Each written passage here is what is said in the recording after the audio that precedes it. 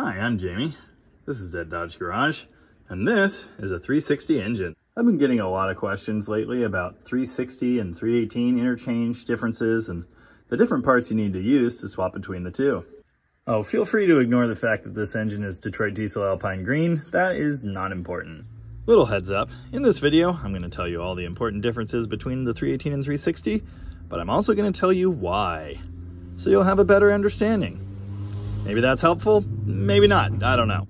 Little heads up number 2. People have been swapping 360s into things that did not come with 360s for over 50 years now.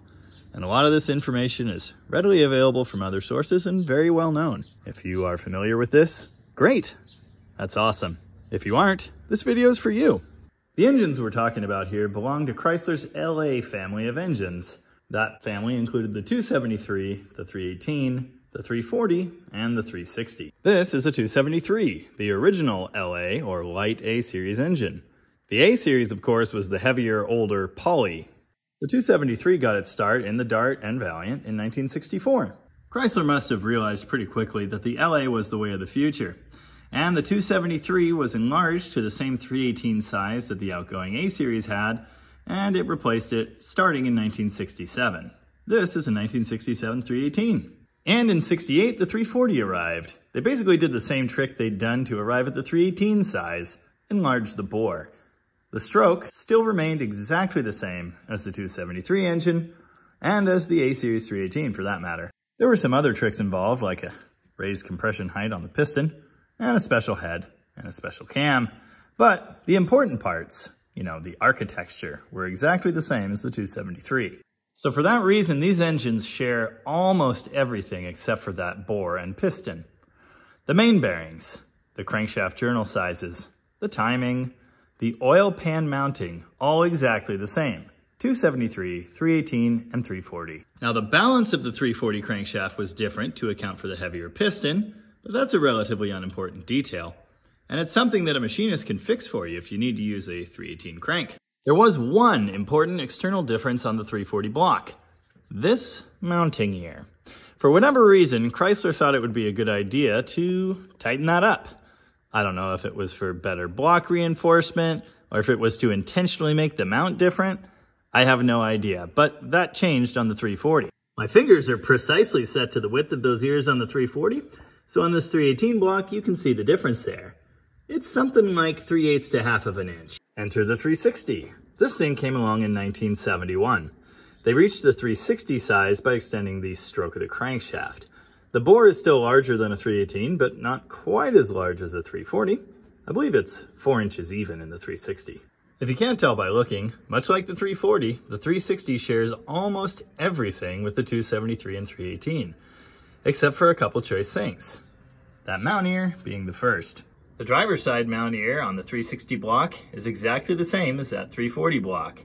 The two lugs are closer together. And that is a problem that's easily solved, by the way. On this truck, when we installed the 360, we found a later driver's side mount, which is skinnier. But you can use the 318 mount. It just requires a tube spacer or a stack of washers here, between that piece of the mount bracket and that ear on the block. I have seen hoity-toity people on the Facebook groups complaining about using a stack of washers in here, but it works very well, so don't let those people get you down. You don't need that kind of negativity in your life. There was one other important change on the 360 though. With that longer stroke crankshaft came larger main bearings, so the cranks no longer interchange. With this main bearing change came a rear main cap change as well. On the 273, 318, and 340, all of the oil pan mounting surfaces are exactly the same. They're also symmetrical. If you look at this pattern, and you look at this half moon shape, it's the same on both ends. This is a 70s truck oil pan. The swept line of the 60s used essentially the same exact pan, but flipped around backwards, because you could do that. On the oil pan mounting area at the back of the 360, on the rear main cap, this half moon shrank. It's smaller, so the oil pans do not interchange. For that reason, if you're replacing a 318 with a 360, you cannot use your original oil pan. You need to get a special 360 one. Strangely enough, I can't find any 360 pans for an example. It's not a big deal. I mean, they're online for 60 or 70 bucks, brand new. With the longer stroke crankshaft came an external balance weight. So To put a 360 in place of a 318, or the other ones, you need to add that weight. At the back of the engine, this is relatively easily accomplished. If you've got a stick transmission, you can use your original flywheel and put one of these trick balance weights in between the crank and that flywheel. Works great. Of course, there are factory application flywheels for the 360 as well. You'll know you're looking at one by these humongous drilled holes off to one side.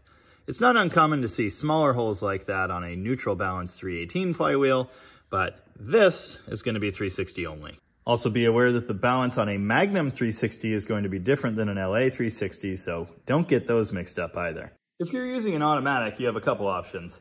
Option 1, you get a torque converter with the proper weight welded on it for a 360. These are readily available. All 360s use the same weight, until you get to the Magnum engine. That's a different video altogether, I think. Option 2, replace your factory flex plate, which is going to look like this, with the aftermarket SFI rated style.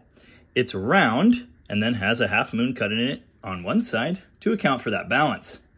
I favor option 2. For one thing, it's not expensive, and for another thing, it's way easier. If you are going to get one of those fancy SFI rated balanced flex plates, be aware that there are different flex plate to torque converter bolt patterns.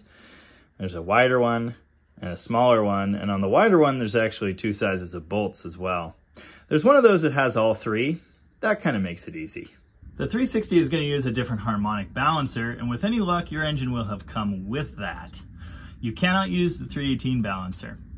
The correct balancer will either look like this one, with a big scallop cut into the face of it off to one side, or there will be a big D-shaped weight there sticking off the front of the balancer, coming to about here. The pulley sits inside of that. One further note on engine mounts. On the 318, there are 4 bolt positions here on the passenger side of the block. On the 340 and 360, this one is absent. There are only 3. This is a problem in the early A-body because the mount uses these bolt holes and that bolt hole. So you have to make modifications to make that work. I didn't know this until pretty recently, but Schumacher actually makes a special set of mounts just for that application. So that'll solve your problem. But you can also weld an extra ear onto the factory mount to make this all work. Those 3 things are really all you need to know to get a 360 bolted in where a 318 was. You need the correct pan. I'd go for a new pickup while you're at it, but you can reuse your 318 pickup. That's the same. You need to deal with the balance at the back of the engine, verify you have the correct balancer at the front of the engine, and deal with the mount, either with a spacer or with the correct bracket. While those are the only important differences that you need to know about to get the 360 in there are other differences too. The exhaust ports on the 360 are slightly larger. You can see here the 360, 340 size and the 273, 318 size there. It's not a huge difference, but it exists. Can you bolt this smaller 318 manifold onto the 360? Yes! I've done it many times. It's probably fine. If you're going to install a set of headers, you basically don't need to worry about this because they're essentially all going to be the larger 360 size. Jamming a smaller port into a larger opening, that's okay. Jamming the larger port into a smaller opening, not so much. But if this is just a driver and you're not worried about giving up some top-end horsepower, you will be fine with the 318 manifolds. In some applications, especially early A-bodies like what this came out of, you can have a sealing problem with that early manifold. And on some 360 heads, you'll have smog ports here to deal with. So your mileage may vary on that one. But as a basic rule, it will probably be fine. Same story for the intake. There are large port heads and small port heads. Most aftermarket manifolds, like the Edelbrock Performer, has the smaller port to work on all of these. Similar to the exhaust situation, running that smaller intake port into a bigger port on the head, probably not a problem. If you're installing a 360, basically any of these intakes will work fine. If you're swapping a 318 for a 360, there's a really good chance you're converting to a 4-barrel at the same time. You are going to run into throttle linkage problems. As you can see here, the 2-barrel throttle position doesn't really line up with the 4-barrel. A spacer makes it even worse, and obviously manifold height differences. There's a lot to contend with here. The upper rod for the kickdown on this truck is nowhere near the right length. And that throttle bracket, despite having been bent, still too far away. Be aware that there are going to be differences here. You're probably going to have to make modifications. If you're using an aftermarket Edelbrock or Holley carburetor, you can get an adapter here that will give you the correct stud position, and that will help you make all this work. Distributors, exactly the same. For all LA engines and A engines, for like ever. Accessory mounting, same deal. You can take all of that stuff off your 318 and put it right on your 360. I discussed the balance issue, but the bell housing pattern is exactly the same between the two. Your 318 transmission is going to bolt right on your 360, no problem, as long as you get that weight thing solved. If you've got a 904, it might not be super excited about all that extra torque. I've run them that way for years, with no problem, on the street with no traction. So your mileage is going to vary there too. Some people will try to tell you that your 318 radiator is too small. I'm here to tell you that a 318 and a 383 used the same radiator in a B body in the 60s, so I think your 360 will be fine. All of these LA engines use the same valve covers, so we can bolt these beautiful MTs onto the 340, 318, 273, 360. And that's really it.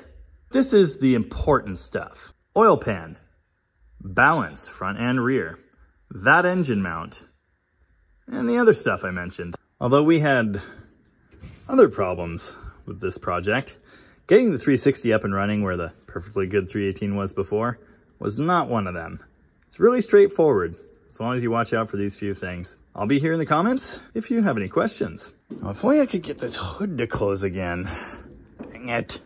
Maybe next time we'll do Magnum engines, where we'll learn such tidbits as Magnum 318s use the 360 pan mounting, and the oil pan gaskets are different.